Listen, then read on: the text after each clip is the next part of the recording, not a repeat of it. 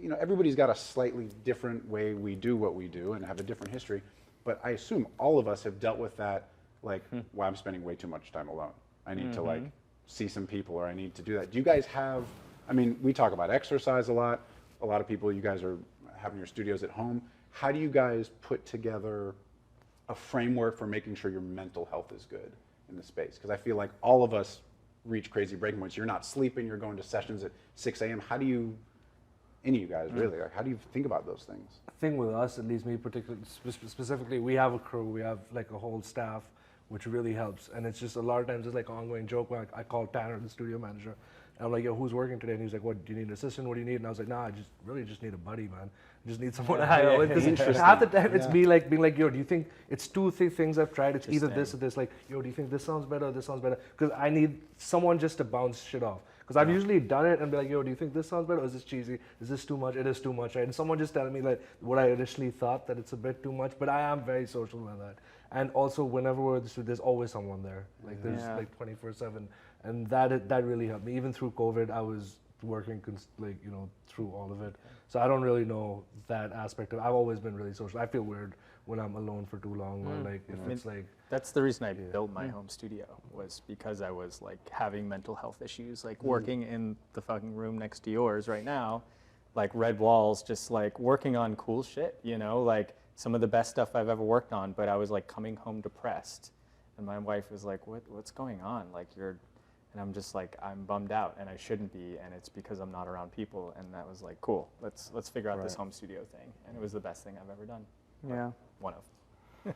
Yeah, you've got the home studio. I've got the home studio. I mean, personally, like I have my wife at home all day with me, and she's like the fucking hardest critic ever. I swear to God, like I don't even want to. Sometimes, like I'm working, like the jack thing and all that stuff, and I always play her the mix. I'll be like, come listen to this mix really quick in the studio, and she'll literally just come in between the speakers and be like, it's not there yet. It's like the vocals are.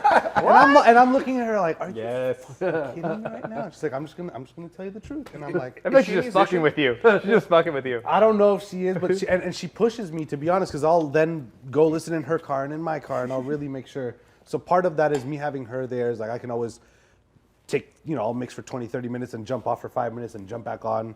I'll also call mad people. So I'll call you, I'll call Michael Miller, hey, FaceTime, what are you up to? Oh, I'm just mixing this record right quick, da-da-da. It's like constant, every 25 to 35, 40 minutes, I need to take a little break. I might call someone. That. I remember I was talking telling you, about I don't just sit in breaks. the front of the computer for 3 hours. 20 or 30 minutes on. And I'll do it like this. I'll be like, all right, once I do the kick, the snare, and the hi-hat, I'm going to take a 5-minute break. So once I get to that point, boom, I'm taking a break. Then I'll come in, I'll do the rest of the perks, finish the drums, take a quick break, grab something to eat, go back. So I'll just do the mix in all these small pieces. Obviously, it doesn't take me hours and hours. I'll knock it out. I'll do the drums in 20, 30 minutes and then go to the music. And like, it doesn't take that long, but you need those breaks, because if not, you'll be sitting in front of something and you'll be like, okay, fuck, I need to be a little bit brighter, a little bit brighter. And then when you do take that break, you come back and you're like, fuck, I was sitting in front of that computer for way too long and you drove in the wrong direction. Because hearing is not something that's consistent. It's always changing as you're listening to bright things. Your ears are ducking and all these things. So like, you have to take breaks and re-look at things sometimes. Yeah, because if not, like I'll be mixing something, I'm like, wow, and then I'll be like, it's way too bright. And that's because I've been sitting in front of the computer for too long. I constantly make that mistake. I mean, I even though I know, and we've had these conversations so many times, I'm still just like, all of a sudden it's 90 minutes in, I'm like, just take a break. Yeah, and you come back and you're like, fuck, I need to fix some shit, right? And also, I mean, Within like 10 seconds. Yeah, come back. Yeah, exactly. Come back, and I know immediately what to do. I could have spent the previous half an hour doing whatever, but you know immediately what's wrong with it. Having that perspective. There was an old like SAT prep thing when I was a kid called "Where There's a Will, There's an A." Anybody ever have to take that? No. I like where we're going. But apparently there were studies. One of the only thing I remember from But it. the SATs was aren't that, graded by and what? SATs It wasn't an SAT prep thing. It was like it was more of like a tutorial thing. But yeah. Way too practical of a thought. Sorry. But the essential thing was one of the only thing that I remember from the course was that basically our attention is like a reverse bell curve. Is that if you're working for like an hour, you've got the most of the focus at the beginning, it starts to wane, but then as you know you're coming towards the end, you come back up. And you were talking about, I was watching you practice and you were like 15 minutes on, 10 minutes off or whatever when you're practicing guitar or something like That's that. That's a Dave Elich thing, a guy who I want to have on these lives. Who's a brilliant drummer. Maybe the best drummer, certainly. But also a brilliant mind. You know? Amazing guy, yeah. But I think that in all things, we lose the forest for the trees really quick. Yep. And one of the most effective things, we talked about it during vocals, where I used to do, it was the Jeff Emmerich like cutting the tape thing, where I used to go and we would grind something out for 3 hours. And I found out you could get it done with an hour of work if you did like 20 minutes, take a 5-minute break. Yeah.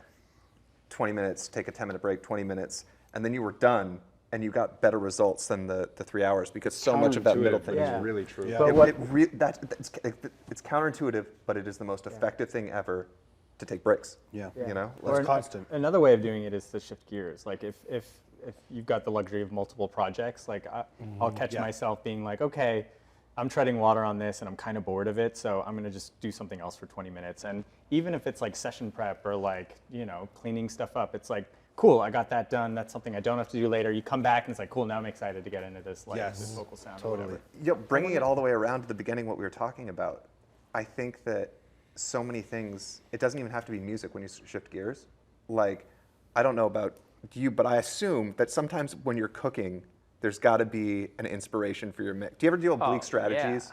With you know, Yeah. it's that kind of thing where I'll like start fucking around with my camera or something like that, and for some reason that triggers the side of the brain. Oh, Like, hell oh yeah. shit, this is what I need to do with the song, and then I go running back I into go the out studio. and eat a meal from a chef that I love, and I can't think about anything but getting back to a mix, like, or a song or something. Yeah. Yeah, it's like I want to come at it a little different because I'm an extreme introvert who loves being social every now and then. And when I'm social, I'm like as good as it can be. Like I love doing it, but I love being alone, and I love wormholing.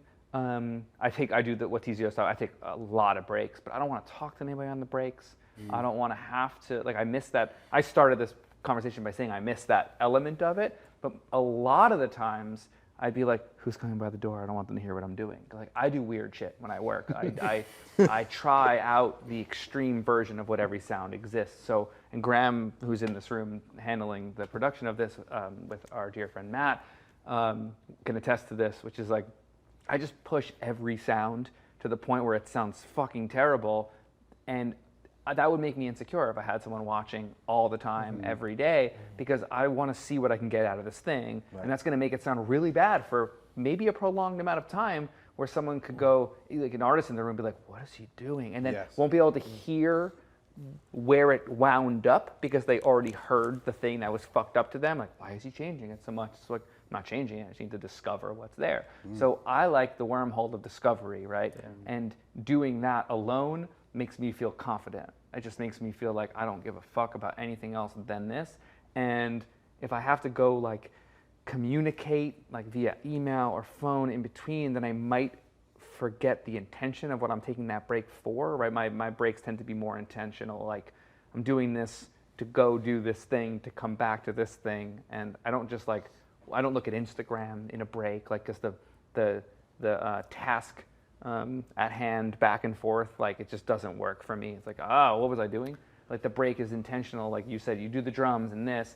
I can't imagine like doing the drums and then like focusing on the music. Once the music goes back in and the fucking snare doesn't hit the same way, because now the synth aggression and the mid-range staccato arpeggiated thing is like fucking with the transient and the snare. Like, they kind of have to, I work a lot with everything in. That's another Tony methodology, is like most of the time of the mix, everything's in. He used to yell at me like, yo, the vocal's been out for like 20 minutes. What are you doing?